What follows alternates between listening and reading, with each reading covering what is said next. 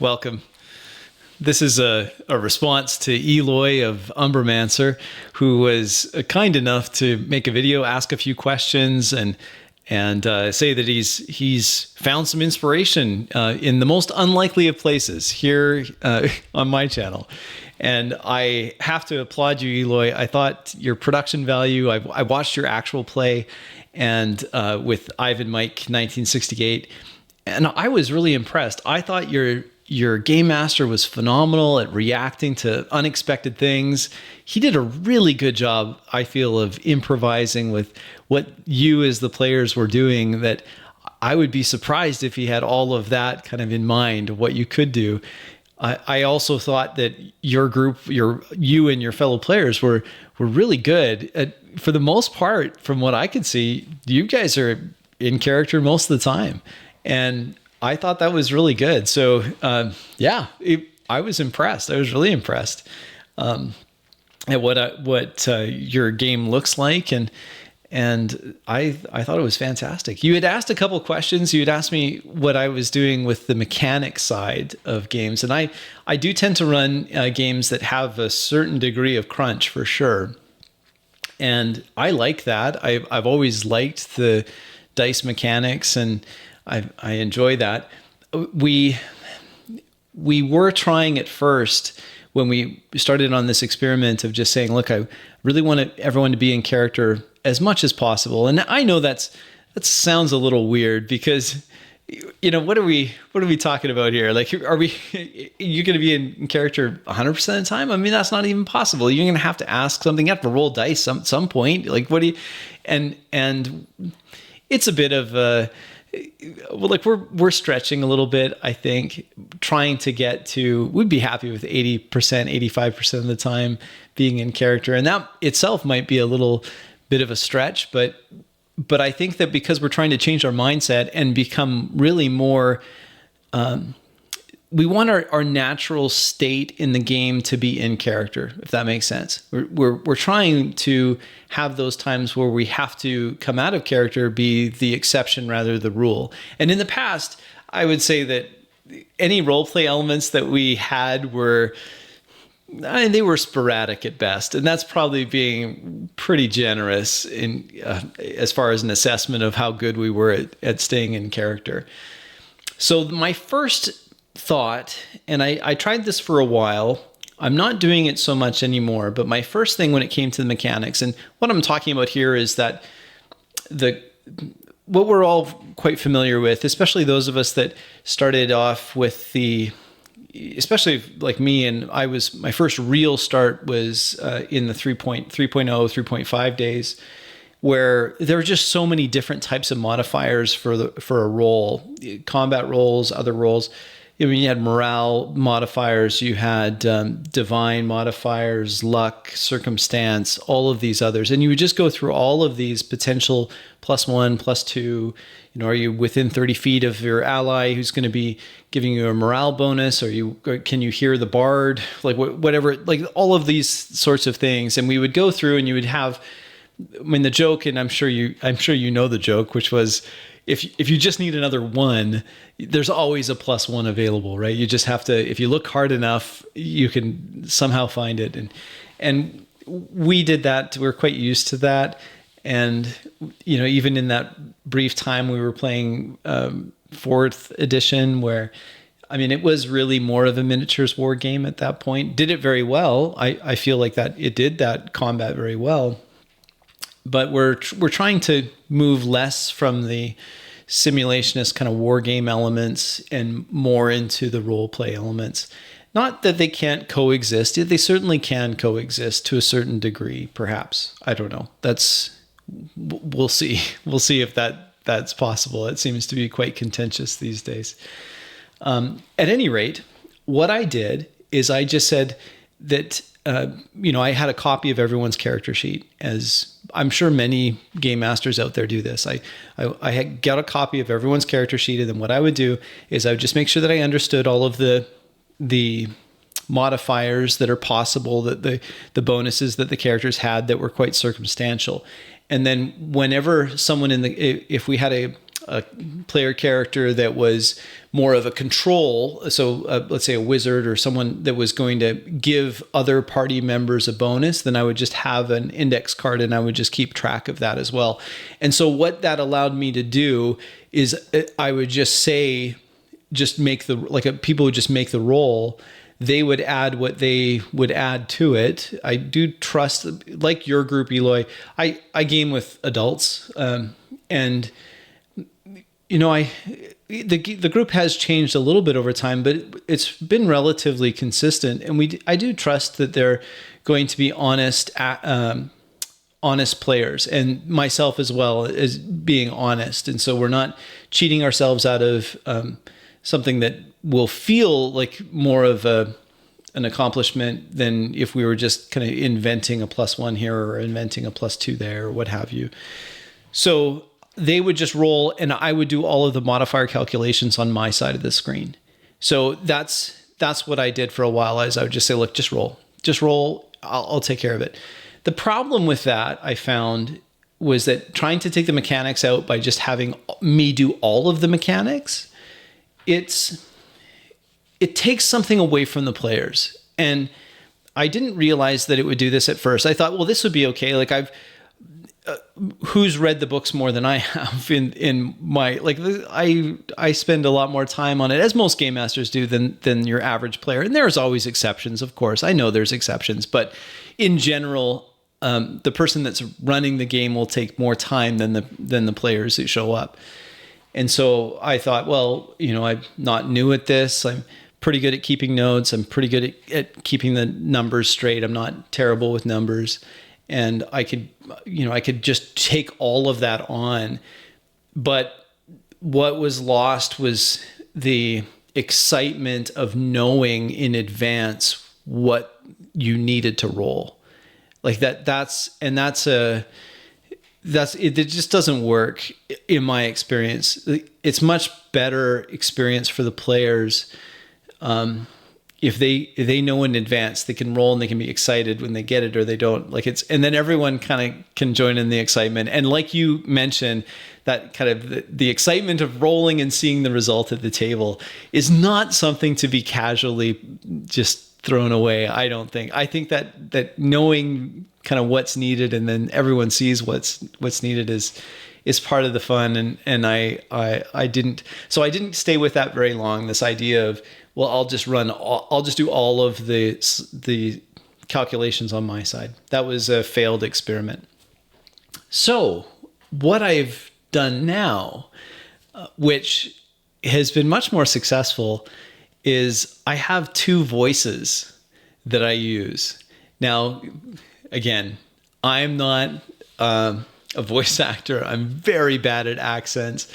What I'm talking about is I have my camera voice, and that's what I use almost the whole session.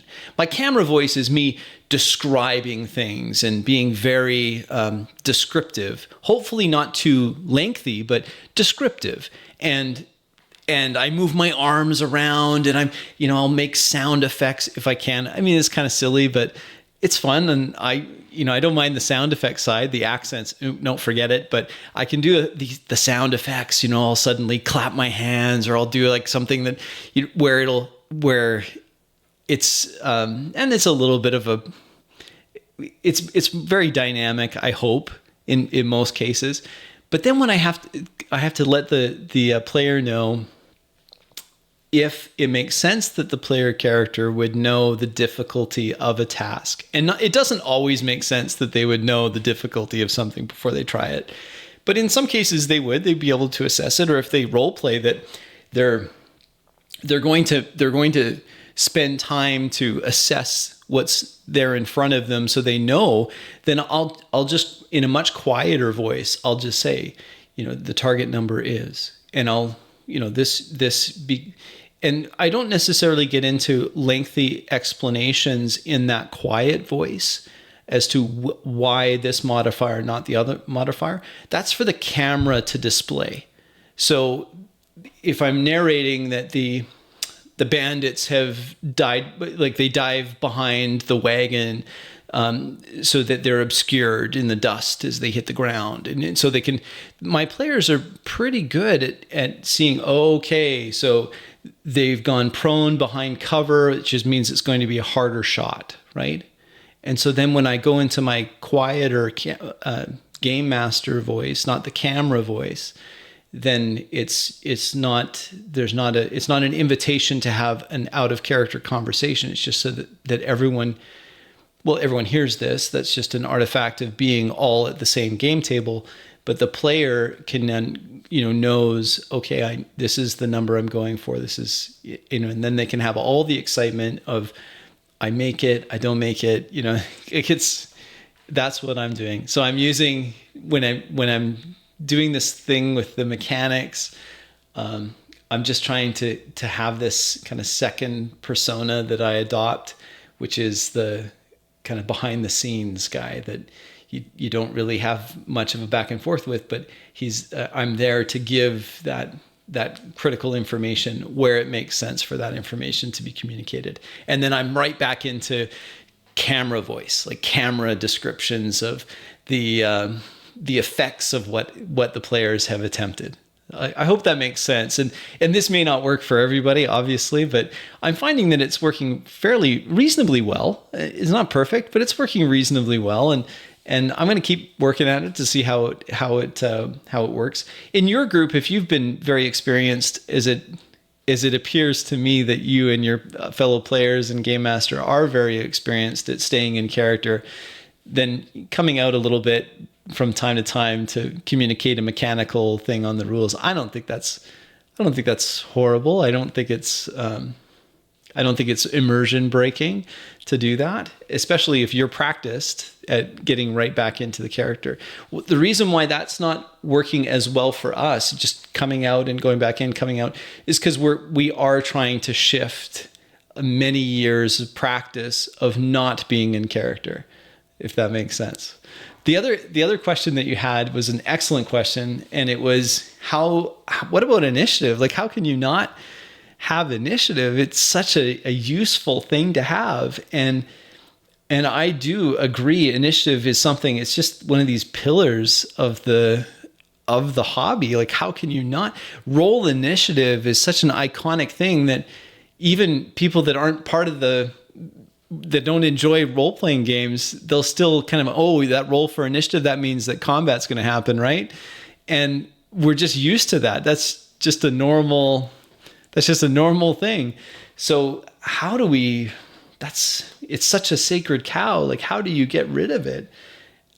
What we've done in our sessions, what I've been trying is that instead of kind of saying, roll for initiative, we start in a round robin and we just keep going in a round robin. And when combat happens, if it's something like we have one of the player characters as a gunslinger, and of course that's a very initiative based character. You can just imagine in a Wild West setting, you're going to skin that smoke wagon, fan the hammer, the first draw wins. And it's in cases like that, I'll switch from my camera voice to my game master voice, and I'll just say, roll reaction, or roll your whatever check, whatever makes sense in the system you're using. But in our system, it would be like, I'd like you to make a roll.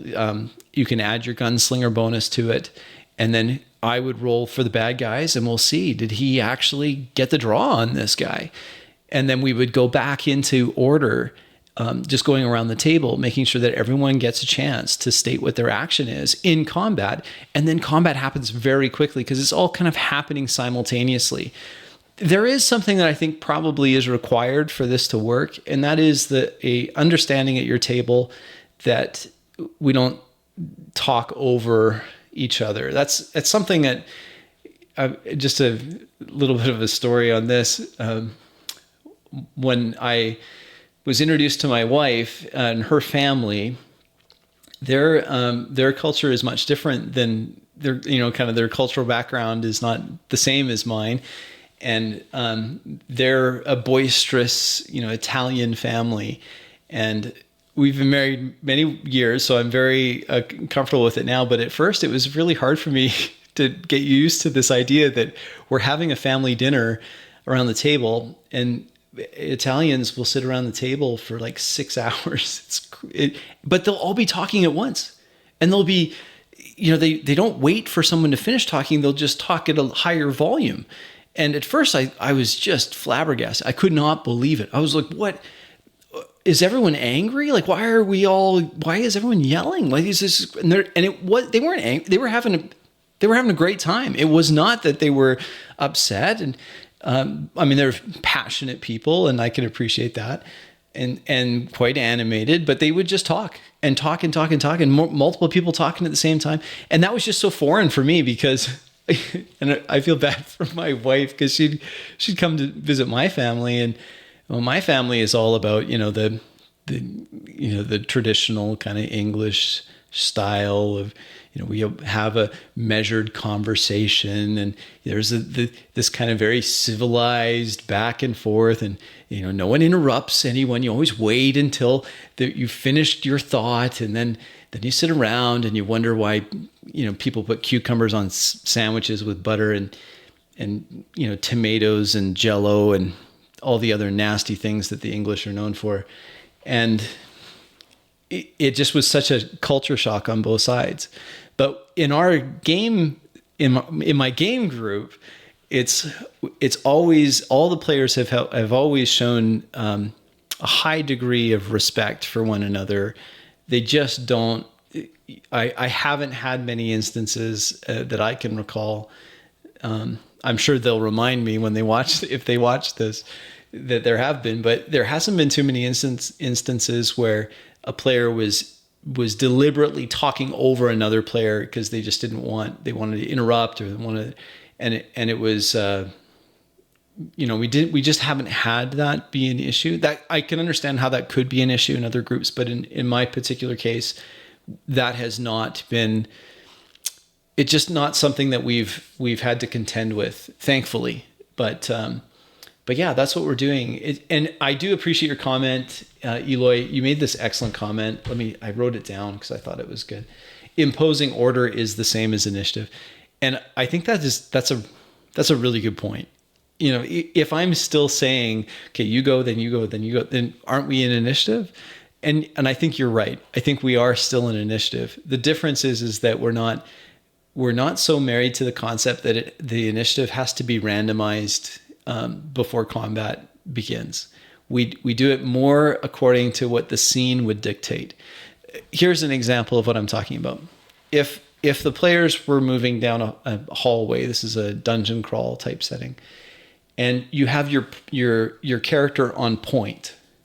So the character on point, in the way I'm doing it, wouldn't necessarily, they could still potentially have to roll a reaction or something against an enemy to see if they surprise an enemy or something like that. That would probably be appropriate. Again, I would switch voices for that, but I wouldn't necessarily roll and have all the players roll initiative. I would go in march order. Do you understand what I mean? So person on point would go, then the next, then the next, then the next, then the next. So it just kind of, it would follow from their, it would follow in their physical orientation in the world. Do you know what I mean? Now, in some cases, that's not going to work, but that's typically what we're doing with initiative. Again, as you say, if you're very practiced in going back into character, then it's probably not, for your group, it's probably no big deal. And maybe for many groups, it's not a big deal, just roll initiative. And it's not that rolling initiative takes a lot of time for us either. What we're finding, though, is it's just, if depending how the scene is evolving, because combat, it's rare, not unheard of, but it's fairly rare for us to have a clear delineation from the role play to the combat. Like, we don't have that as much anymore. We used to. That used to be very clear. Oh, this is social. Okay, this is a physical confrontation. See, our combats now, they go seamlessly from the social interaction side, which I did see in your actual play, by the way. So there was some violence that happened in the actual play that just kind of went right from, you were interrogating a captured enemy, and it went right from that into combat, essentially. and it wasn't, it just went seamless. And that's what we're going for too, just like what I saw in your actual play. So that's how we're doing it. I know it's, how dare you touch initiative? And I can understand where many would feel that way. But if we can go just seamless, then the whole session just feels more cohesive. If that, I hope that makes sense. I don't know if that's a clear answer. Again, I'm not new to the hobby, but this is an experiment, and which has so far been really exciting and incredibly rewarding. And our players, all my players, even the ones that I thought would be skeptical, have really embraced this staying in character concept. So I'm excited to share kind of how it works for us. I understand that for some, they'll watch these sorts of videos and say, well, that's just nonsense. Just stay in the mechanical side of things. And fair enough. I mean, that's what I did for years and years and years. And if that works for them, fine. Like, I'm not here to say, no, you must do it this way. I'm still experimenting with other things. And one thing though that I am now convinced of is that if we can, all of us, myself included, stay in that role play element through all of the various things that happen in the game, then it just feels so much more real, so much more, it's just so much more memorable. It's really fun. And we had fun before, but the enjoyment we're deriving from it now is just on another level. And I keep getting that feedback. Of course, our sample size is small, so I'm not sure how far you can extrapolate what is happening in my small groups, my little small, tiny corner of the world. But hopefully maybe the camera voice versus the game master voice, maybe something like that would work for it. I don't know. Maybe worth trying. So thank you again for your video. Really appreciate it. Thanks for watching this. It went a little long, so my apologies. But yeah, I'll look forward to talking to you again soon, I hope. Thanks. Bye.